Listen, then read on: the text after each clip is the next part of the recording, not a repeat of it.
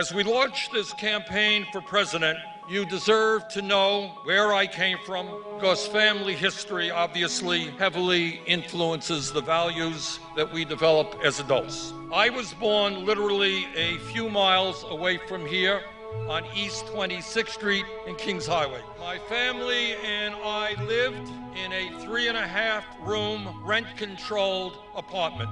My father was a paint salesman who worked hard his entire life but never made much money.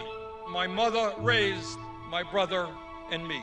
I learned a great deal about immigration as a child because my father came from Poland at the age of 17 without a nickel in his pocket, without knowing one word of English. He came to the United States to escape the crushing poverty that existed in his community and to escape widespread anti-Semitism. And it was a good thing that he came to this country, because virtually his entire family was wiped out by Hitler and Nazi barbarism. I am not going to tell you that I grew up in a home of desperate poverty. That would not be true. But what I will tell you is that coming from a lower middle-class family, I will never forget about how money, or really lack of money, was always a point of stress in our family.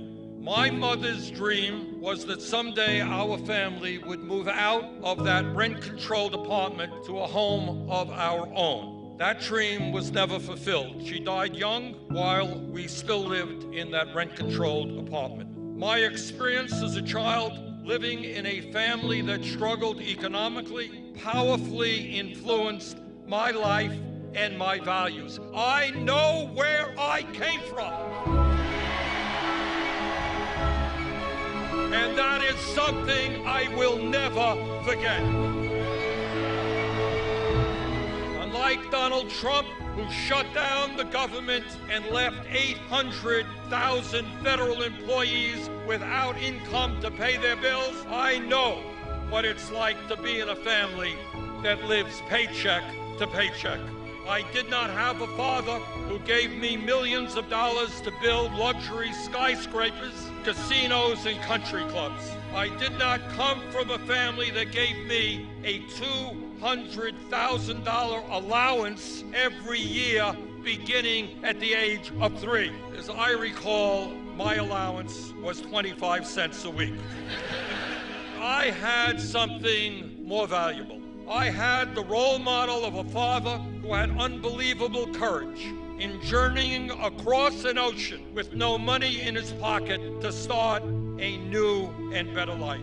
I did not come from a family of privilege that prepared me to entertain people on television by telling workers, "You're fired." I came from a family who knew all too well the frightening power employers can have over everyday workers. I did not come from a family that could afford to send my brother and me to an elite boarding school. In fact, I was educated proudly in high-quality public schools here in Brooklyn